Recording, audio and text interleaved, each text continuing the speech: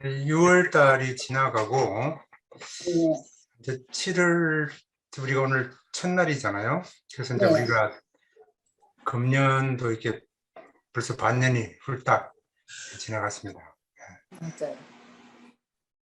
진짜 빠르게 지나가는 것 같아요. 네. 너무 빨라요. 윤재현 장로님, 우리 사모님이랑 두 분이 이렇게 같이 얼굴이 보이시니까 좋네요. 네. 네. 안승만 장로님, 안녕하세요. 여기도 한장로님 두 분 다 이렇게 보이시네. 네. 안녕하세요. 안녕하세요. 반갑습니다. 어디서? 여기 있습니다. 우리 이 장로님 안녕하세요. 네. 안 보이시나 보다. 7시 35분에 시작을 해서 우리가 8시 반까지 이렇게 우리 금요 예배 겸 우리 첫 합동 준 교과반을 1분 뒤에 시작하도록 하겠습니다. 지금 아직도 들어오고 계시는데요. 지금 줌으로 27분인데 뭐 가족을 이렇게 합치면 또 가족들 같이 듣고 계시는 분들이 있기 때문에 뭐 대충 한 40분 정도 오셨다고 볼 수 있겠죠? 네. 그래서 안내 말씀을 드리면 우리 각 반의 우리 반장 또는 교사님께서는 자기 반의 출석을 여기 있는 평소에 보시는 화면, 줌 화면을 보시고 알아서 잘 이렇게 해야지. 내가 이게 바보야. 출석을 해주시면 바보야. 바보 얘기는 다음에 또 하시고. 죄송합니다. 네. 그러면 일단 뮤트로 목사님 한꺼번에 다 해줄 수 있나요? 예, 제가 한꺼번에 할 테니까 장로님은 뮤트를 해제하셔서 말씀을 진행하시면 되겠습니다. 네, 알겠습니다. 네, 뮤트를. 네, 우리 시간이 됐기 때문에 우리 7월 1일 우리 안식일을 맞이하면서 금요일 저녁 예배 겸 우리 합동 줌 교과반을 시작하도록 하겠습니다. 시작하기 위해서 우리 첫 찬미 234장을 다 함께 부르고, 우리 지금 이제 우리가 뮤트를 지금 현재 되어 있는 상태이기 때문에 집에서 각자가 이제 찬송을 하시고, 그리고 우리 목사님께서만 좀 뮤트를 푸시고 찬미가를 이렇게 띄워주시면 감사하겠습니다. 첫 찬미 234장 참여를 하시고, 첫 기도는 이행년 집사님께서 첫 기도로 인도해 주시겠습니다.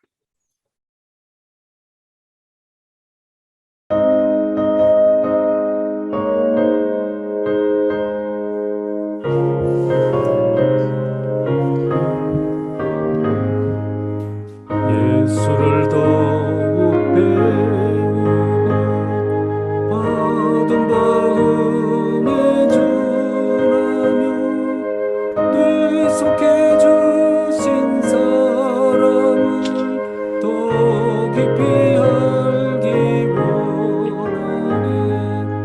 내 평생의 소원, 내 평생의 소원, 되속해 주신 사랑을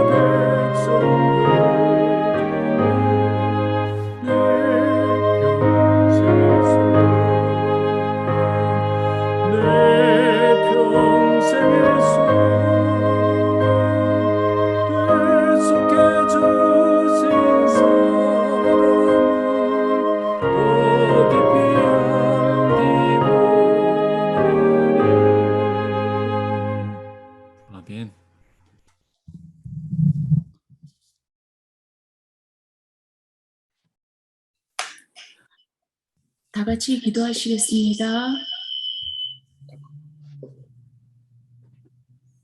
사랑과 은혜가 많으신 아버지 하나님, 이 안식일 맞는 첫 시간 저희 오렌지 중앙교회 모든 성도님들께서 각자 처한 곳에서 아버지의 말씀을 연구하고 안식일을 성수하고자 모였습니다.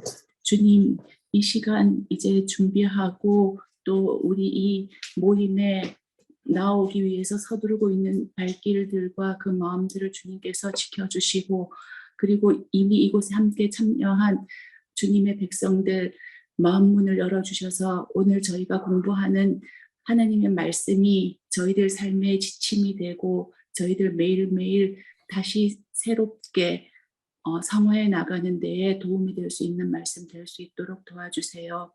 오늘 이 시간 온전히 주님께서 함께 하시고 성령께서 인도하여 주시기만을 사랑이 많으신 예수님 이름으로 기도드립니다. 아멘. 감사합니다. 우리 첫 기도를 인도해 주신 집사님께, 이영인 집사님 감사를 드립니다. 자, 우리가 이게 뭐 첫 모임이잖아요. 그래서 좀 약간 우리가 설레는 마음도 있고, 또 이 안식일을 여러분들과 함께 이렇게 맞이할 수 있다는 게 참 큰 축복 같습니다. 제가 이 교회, 제가 대림교회 처음 나올 때 이렇게 보니까 금요일 제가 어떤가 그 부산위생병원이었나, 아무튼 그 교회에 한번 참석한 적이 있었는데, 교회를 이렇게 참석하면 그 이전에는 보면 금요일 저녁 예배는 장로님들이 사회를 하고 다들 단상에 앉아가지고 저 뒤에 있다가 나오셔가지고 또 한번 저 인사 말씀하고 다시 제자리에 돌아가고, 참 지금 생각하면 참 우리가 이렇게 줌으로 예배를 보는 게 굉장히 많이 바뀐 것 같습니다. 그죠? 네. 또 약간 또 좀 자유로운 면도 있고, 오늘 그 안식일 아침은 아니지만 많은 분들이 이렇게 여러분들이 동시에 이렇게 보니까 마치 우리 안식일 아침에 예배를 드리는 것 같습니다. 그래서 하여튼 이 얼굴 보이시는 분은 제가 뭐 그 얼굴을 안 보여셔도 괜찮습니다. 억지로 막 이렇게 얼굴 보여달라고 요구는 하지 않고, 그러나 이게 얼굴을 보여주시는 분은 또 보여주시는 대로 이렇게 웃으시면서 아주 행복한 안식일을 다들 맞이하시길 바라겠습니다. 지난 우리 교사회 때 의논을 해서 한 달에 한 번 정도 합동으로 좀 이렇게 예배를 보자. 또 어떤 교사님들은 그러지 말고 우리가 금요일 예배를 봐야 되니까 다 금요일 예배 모입시다, 이런 의견들이 있었어요.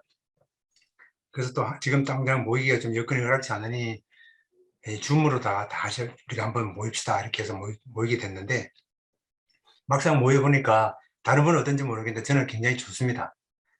그래서 우리 한 달에 한 번 정도 이렇게 모이기로 했는데, 한 달에 한 번은 목사님께서 이 줌 교과반이지만 설교 형식으로 해주실 거라고 생각하고요. 마침 우리가 금요일 예배를 드리는 것 같은 그런 마음으로 참여하시면 참 좋을 것 같아요.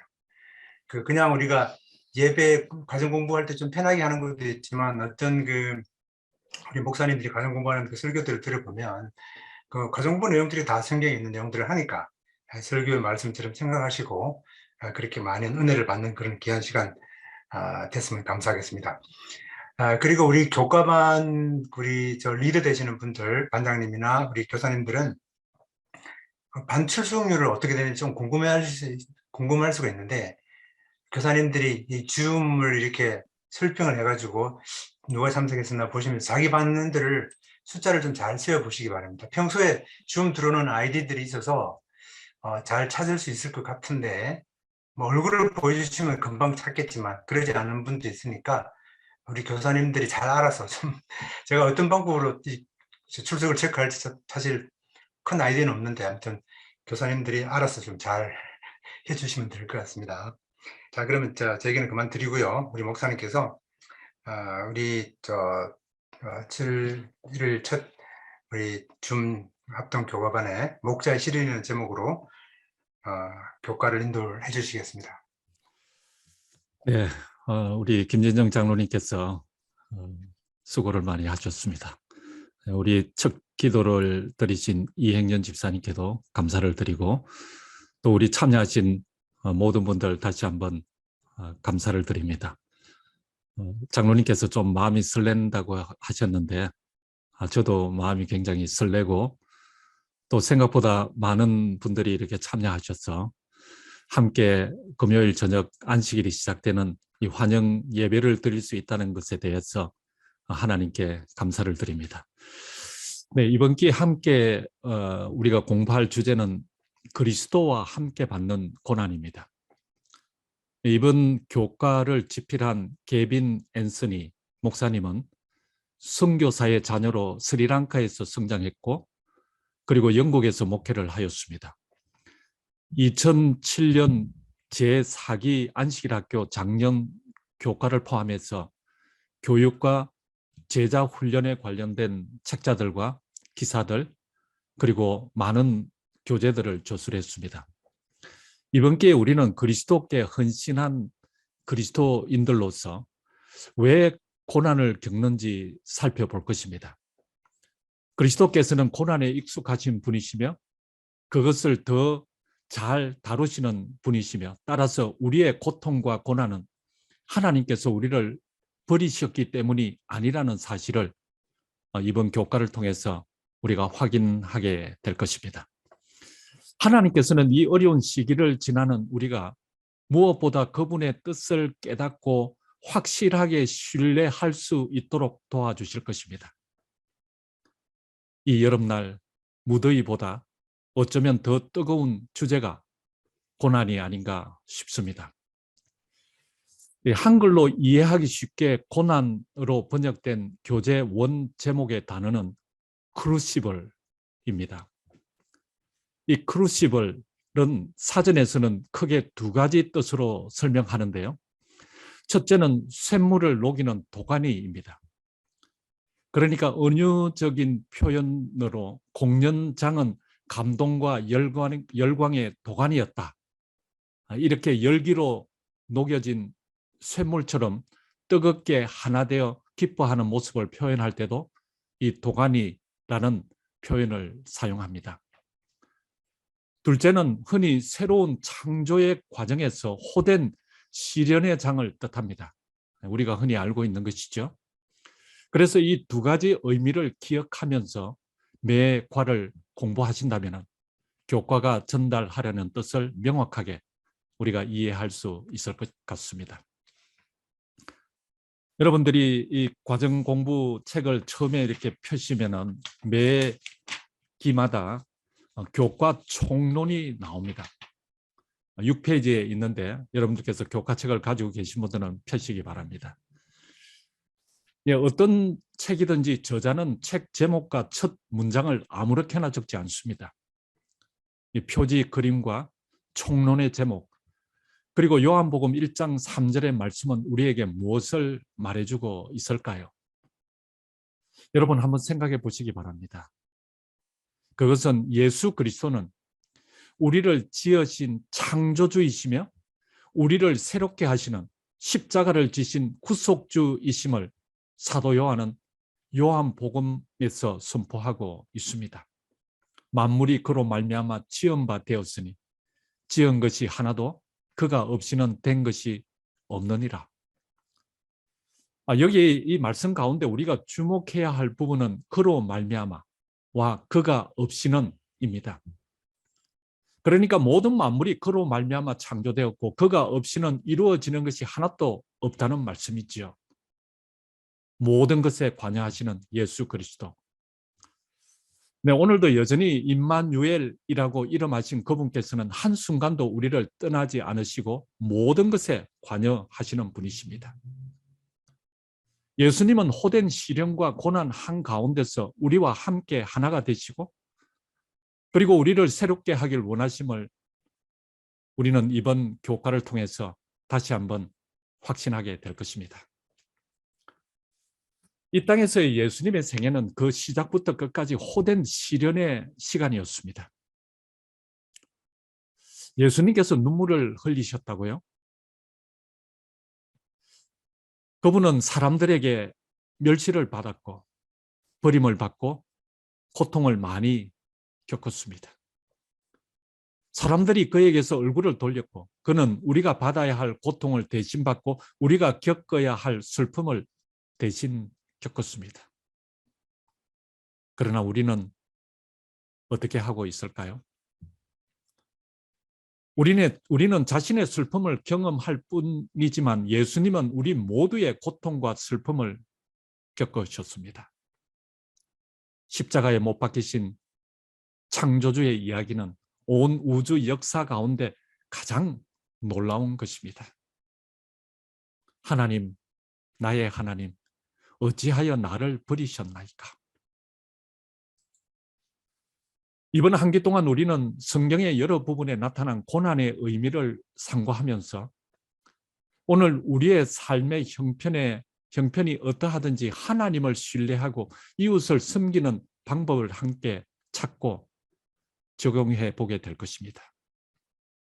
우리 하나님은요, 정말 고난 당하신 하나님이십니다. 그리스도인이 아니었지만 알베르트 까뮈, 우리가 잘 알죠? 이 이방인이라는 아주 유명한 이 단편 소설을 썼고 패스트라는 소설도 우리가 너무나도 잘 알고 있습니다. 이 알베르 까뮈는 십자가와 하나님의 고통을 이렇게 진술합니다. 골고다의 밤은 그 거룩하신 분이 모든 특권을 버리시고 끝까지 절망과 죽음의 고난을 겪으셨기에 인류 역사에서 매우 중요하다. 여러분, 정말 그렇습니다. 엘렌 G. 화이트는 교육 263쪽에서 우리 교과 총론에도 나와 있지만은 십자가는 죄가 처음 생겼을 때부터 하나님께서 느끼셨던 고통을 우리의 둔한 감각에 나타내 보이고 있다라고 말합니다. 우리를 위하여 그렇게 목숨까지 내어놓고 마지막 한 방울의 피를 흘리신 주님, 우리도 그분을 하나님은 사랑이라는 고백이 우리 입술에서 선포되기를 바랍니다. 그 확신을 가지고 있다면 어떤 고난 가운데서도 하나님을 신뢰할 수 있을 뿐만 아니라 우리를 새롭게 하시고 그리고 자라게 하시는 하나님의 은혜를 우리 모두 넉넉히 누릴 수 있습니다. 이 시간 십자가의 렌즈로 고통과 믿음의 시련을 바라볼 수 있기를 바랍니다. 사랑이신 하나님께서 우리와 함께 하시고 구원하시는 것처럼 타락한 세상에서 고난 중에 있는 우리의 이웃들과 함께 하시고 하나님의 은혜를 구하며 영원한 생명으로 인도하도록 주님께서 우리를 부르고 계십니다. 그래서 로마서 8장 23절은 하나님을 사랑하는 자, 곧 그의 뜻대로 부르심을 입은 자들에게는 모든 것이 합력하여 선을 이루느니라 라고 기록하지요.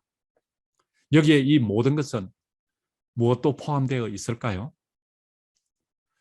여러분들께서도 잘 알다시피 앞선 18절을 보면 현재의 고난도 포함되어 있음을 알 수 있습니다. 그것도 합력하여 선을 이룬다는 것이죠. 우리 삶의 모든 것을 통해서 하나님께서 선을 이루도록 역사하시고 계시다는 말씀입니다. 고난 가운데 있을지라도 그 사실은 여러분 변하지 않음을 꼭 믿게 되시기를 바랍니다.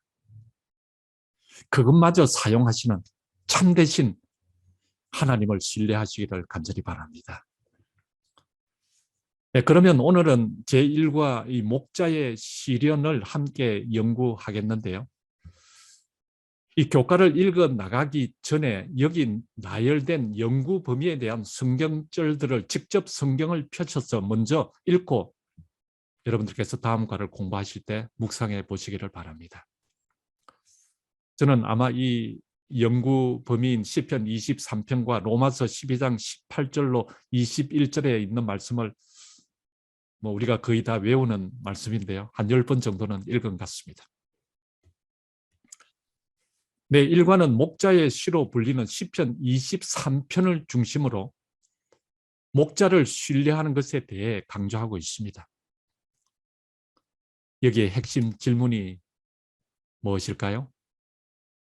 언제 우리는 영적으로 성장하는가? 우리는 평안할 때 영적으로 성장할까요? 아니면 고난 가운데 있을 때 영적으로 더 많이 성장할까요? 한번 생각해 보시기 바랍니다. 이번 기 제1과 이 핵심 단어를 저는 이렇게 정리해 보았습니다. 목자, 그리고 의의 길, 선하심과 인자하심.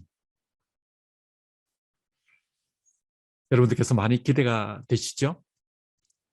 그러면 우리 함께 이 기억절을 읽고 제가 다음 요일에 대한 말씀을 공부하도록 하겠습니다. 우리 같이 읽겠습니다. 목소리가 서로 들리지 않더라도 함께 읽어주시기를 바랍니다. 내 영혼을 소생시키시고 자기 이름을 위하여 의의 길로 인도하시는도다. 먼저 일요일 소재로서 여정의 인도자인 목자, 시편 23편 1절과 2절의 말씀을 중심으로 우리가 공부를 하게 되겠는데요. 이 시편에서 하나님은 어떤 분으로 묘사되고 있습니까? 네, 목자입니다. 우리는 양이죠. 제가 질문을 하나 드려볼까요? 살아오면서 혹 하나님에 대한 생각이 바뀔 때가 있으신가요? 여러분에게 하나님은 어떤 분이십니까? 성경은 시편 23편뿐만 아니라 신구약 성경 전체에 걸쳐서 우리와 하나님의 관계를 목자와 양으로 종종 묘사합니다. 시대 소망 479쪽은 그 목자가 우리를 위하여 얼마나 희생적으로 돌보는 분이신지를 강조해주고 있습니다. 목자가 그의 병들고 연약한 양들을 친절하게 돌볼 때 그의 생명은 양들의 생명과 하나가 되게 한다. 양마다 다 이름이 있으며 목자가 이름을 부를 때에 그들은 응답한다. 다시 한번 질문을 드리겠습니다. 하나님께 나는 어떤 존재입니까? 제가 사진을 한 장 보여드리겠습니다. 여러분 좀 이상하다고 느끼지 않습니까? 이 동물은 사실은 양입니다. 새처럼 생겼죠? 이 양은 양털 깎는 것이 싫어서 6년간이나 도망쳐서 숲속과 동굴에서 지내다가 붙잡혔습니다. 앞은 거의 보이지 않고요. 몸은 엄청나게 무겁습니다. 드디어 양털 깎는 전문가의 손에 맡겨졌는데요. 깎인 털의 무게만 42.5kg이 되었습니다. 이것은 성인용 기준으로 20벌의 옷을 제작할 수 있는 엄청난 양입니다. 여러분 얼마나 무거웠을까요? 양은 때때로 자연적으로 털이 빠지기도 하지만 최소한 1년에 한 번씩은 털을 깎지 않으면 이렇게 덮인 털 때문에 시력에 이상이 생기거나 배변을 하지 못해서 죽을 수도 있다고 합니다. 뿐만 아니라 양은 눈이 나빠 바로 앞에 것도 잘 분별하지 못하고요. 잘 속고 잘 넘어지고 그리고 한번 넘어지면 스스로 잘 일어나지도 못하고요. 그렇게 연약한 것처럼 보이는데 사실은 성격은 굉장히 이기적이고 방향 감각도 없습니다. 정말 양에게 있어서 목자와의 관계는 생존과 직결되는 문제임이 분명합니다. 이 월요일 소재는 지나는 곳들로 시편 23편 3절을 묵상합니다. 이번가의 기억절이기도 하죠. 그런데 읽다 보면 좀 이상한 생각이 들지 않습니까? 자기 이름을 위하여 의의 길로 인도하신다고 말씀하시기 때문입니다. 저는 제가 신앙을 시작할 때 이 표현을 보고 조금 오해하기도 했습니다. 아, 하나님도 다 자기 이름 때문에 이런저런 일을 하시는구나.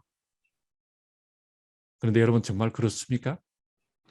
자기 이름을 위하여 라는 말은 하나님께서 자기 이름을 걸고 라는 뜻입니다. 양이 어떻게 되는지는 그 목자가 어떤 존재인지와 직결되어 있다는 말이었습니다.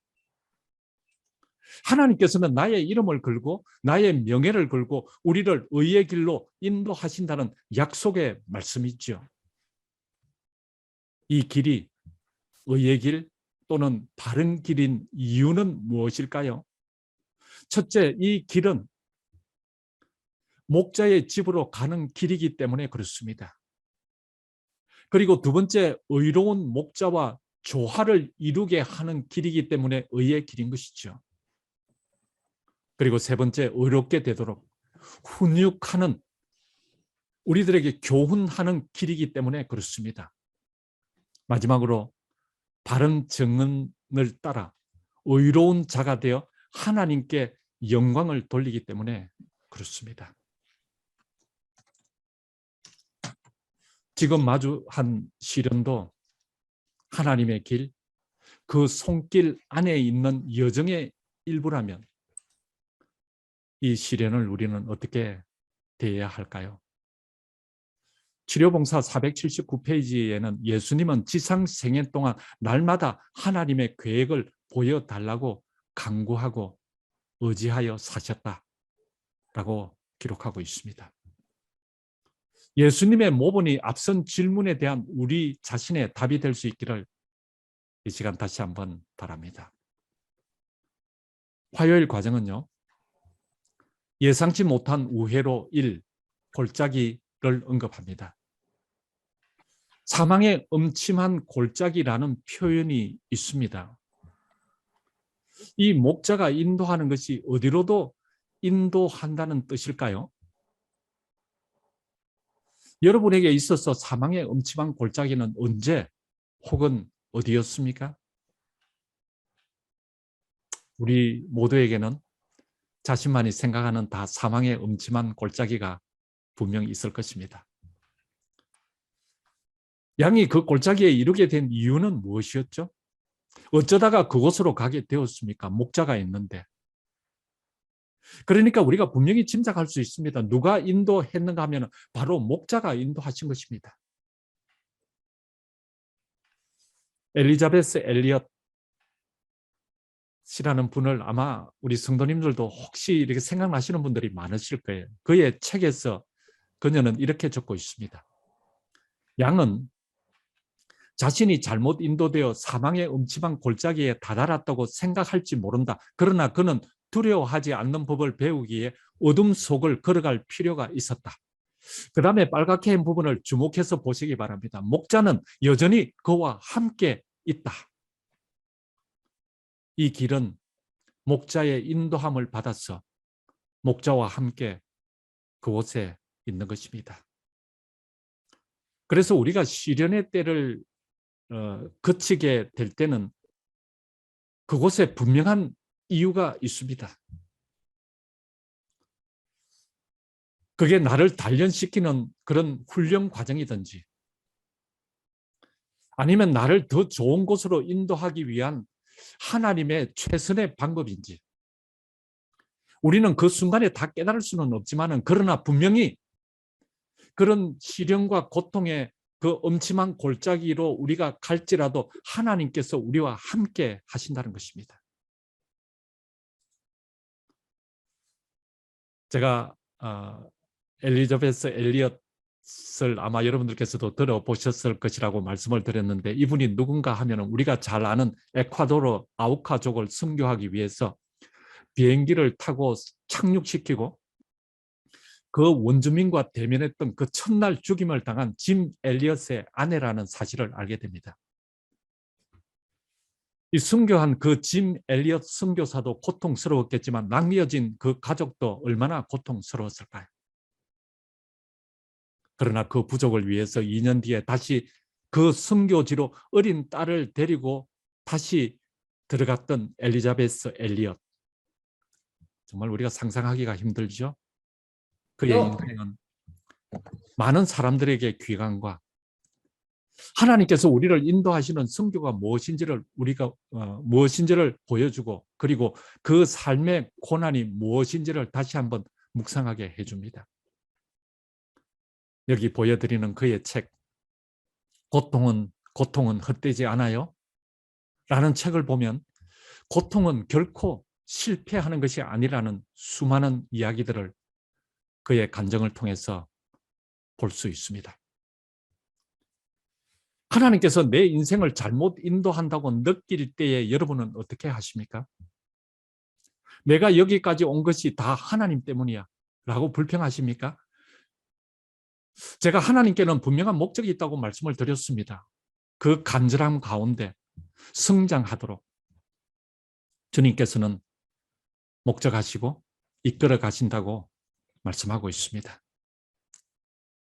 여기 나오는 가려법은 기별 202권 274페이지에 보면 쓴물을 마시지 않으면 안 될 때 보배롭고 광명한 희락의 말씀을 생각하라 라고 권면합니다.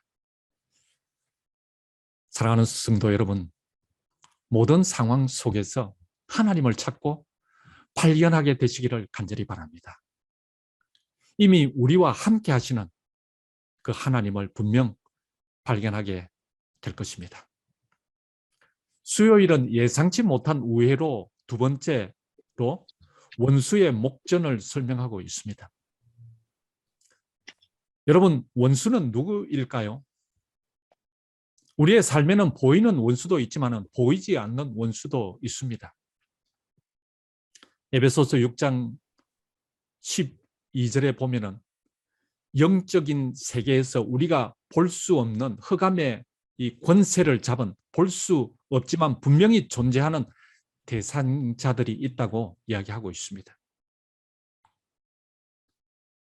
우리가 원수를 어떻게 대해야 하느냐에 대하여 성경은 두 구절을 대표적으로 언급해 주고 있는데요.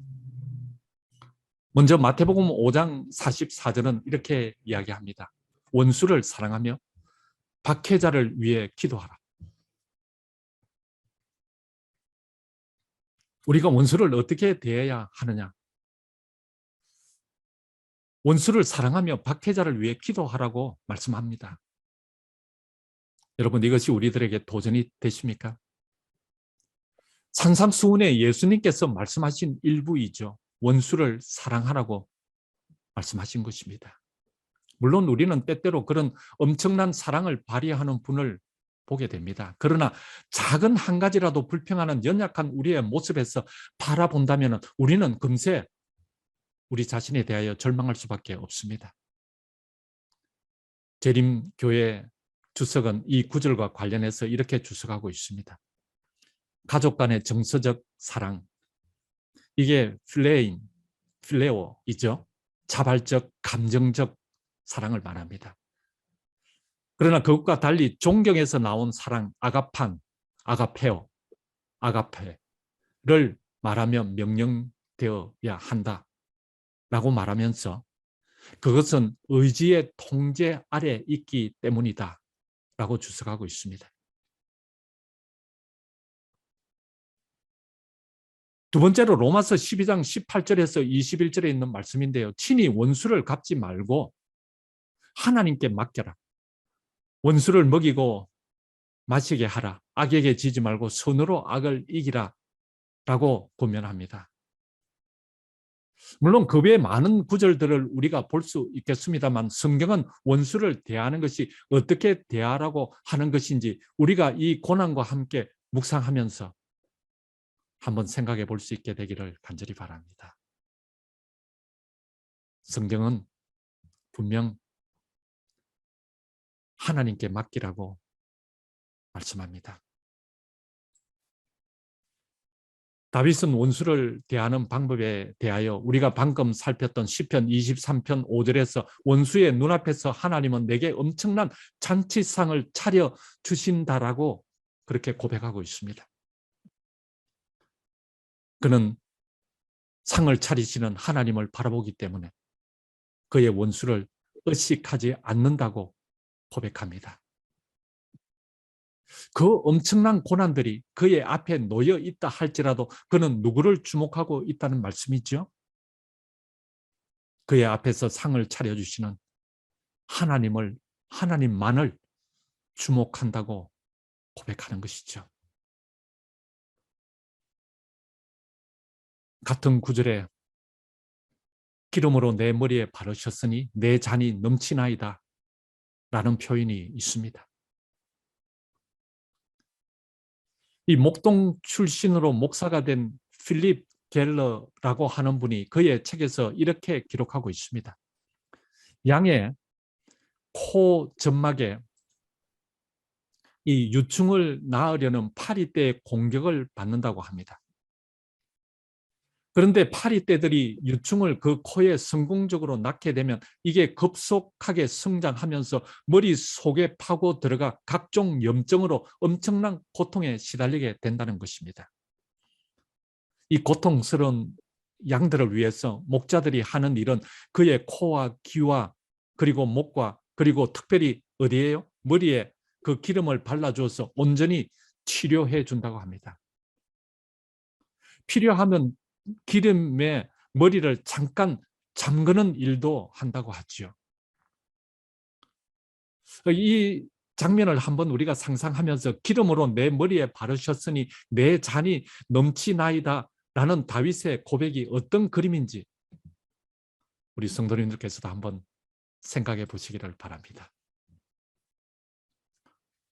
목요일은 확실한 약속에 대해서 다루고요. 시편 23편 6절을 우리들에게 묵상하게 합니다. 한 아이가 질문을 합니다. 하나님도 휴가를 떠나시나요? 여러분들은 그런 질문을 받으면 뭐라고 답변해 주시겠습니까? 성경은 하나님께서 분명 주무시도 않으시고 졸지도 않으신다고 이야기합니다. 이 하나님도 휴가를 떠나시나요? 이 질문은 왜 하게 되는 것일까요? 내 삶은 이런데 하나님은 지금 어디 계시는가 하는 원망 섞인 질문일 수 있습니다. 다윗은 시편 23편 6절에서 이렇게 노래합니다. 내 평생의 선하심과 인자하심이 반드시 정녕 나를 따르니니 내가 여호와의 집에 영원히 거하리로다. 이 교과에서도 설명했듯이 여기 이 따른다고 하는 말은 졸졸졸졸 쫓아온다는 그런 수준의 말이 아니라 히브리어의 라다프로서 계속해서 쫓아가다 그리고 추격하다 라는 적극적인 따라감을 의미하고 있음을 우리는 보게 됩니다. 이 같은 단어가 우리가 지난기에 이미 공부했던 창세기 14장 4절에서 조카 롯이 잡혀갔을 때에 아브라함이 318명의 군사를 이끌고 추격해 갔던 그 장면을 묘사할 때 사용된 말입니다. 그 아브라함의 심정은 어떤 심정으로 따라갔을까요? 추격해 갔을까요? 어떤 의지를 가지고 따라갔을까요? 어떤 열심을 가지고 어떤 목적을 가지고 따라갔을까요? 우리는 충분히 그 사랑과 구원해 내고자 하는 열심을 볼 수 있습니다. 그런데 이 목요일 과정에서 누가 그렇게 우리를 하신다고요? 하나님께서 우리를 그렇게 따라오신다고 하는 것입니다. 그분은 선하심과 인자하심이 우리의 삶 가운데 결코 우리를 포기하지 않고 끝까지 따라오심을 인해서 여러분 감사하시게 되시기를 바랍니다. 하나님은 결코 그래서 포기하지 않으십니다. 떠나는 건 가만히 생각해 보면 항상 우리예요. 끝까지 사랑하시는 하나님의 그 사랑을 이제 다시 한번 우리 형편이 어떠하다 할지라도 순종할 수 있게 되기를 간절히 바랍니다. 하나님께서 나를 그렇게 적극적으로 추격하듯이 따라오고 계신다는 그 사실을 잊지 않게 되시기를 바랍니다. 오늘 우리는 이 일과 목자에 대한 이 과정을 공부하면서 하나님께서 얼마나 우리를 사랑하시는지,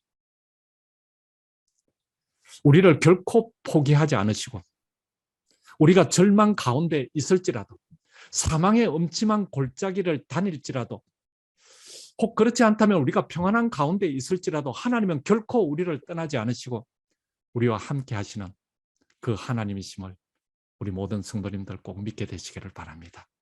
아울러 우리가 고난 가운데 하나님은 도대체 어디 계시는가 하는 그런 질문이 우리 속에 떠오를지라도, 그러한 가운데서도 정말 풀무불 가운데 예수도 하나님께서 함께 하신 것처럼, 사자굴에서도 함께 하신 것처럼 우리와 함께 하시는 그 하나님으로 인하여 이 세상 고난, 이 땅에서의 고난은 장차 우리에게 나타날 영광과 좋게 비교할 수 없도다라는 그 사도 바울의 확신의 말씀이 저와 여러분들의 삶에 힘이 되어서, 교훈이 되어서 우리 모두 승리하는 그리스도인 삶 살아갈 수 있기를 간절히 바라면서 오늘 내용을 줄이도록 하겠습니다. 네, 교과를 인도해 주신 목사님께 감사를 드립니다. 이렇게 하니까 참 좋은 것 같습니다.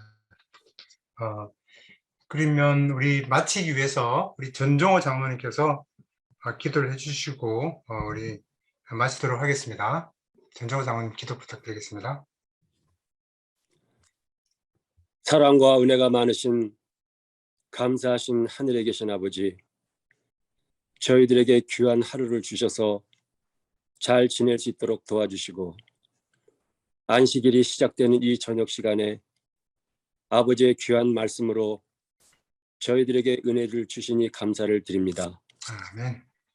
이 시간 진정 바라옵기는 우리들의 그릇된 삶을 변화시킬 수 있는 아버지의 능력을 굳게 믿고 우리 모두의 생애를 온전히 내어놓고 하나님께서 인도하시는 대로 순종하며 사는 것이 가장 큰 기쁨임을 느낄 수 있도록 인도하여 주시고, 3기 교과의 제목처럼 그리스도와 함께 받는 고난이라면 기꺼이 받을 수 있는 강한 믿음들을 주시옵소서. 이 밤도 우리들 모두에게 단잠을 주시고 내일 기쁜 안식일, 믿음의 가족들과 행복한 안식일을 보낼 수 있게 하여 주시옵기를 예수님의 이름으로 간절히 기도드립니다. 아멘.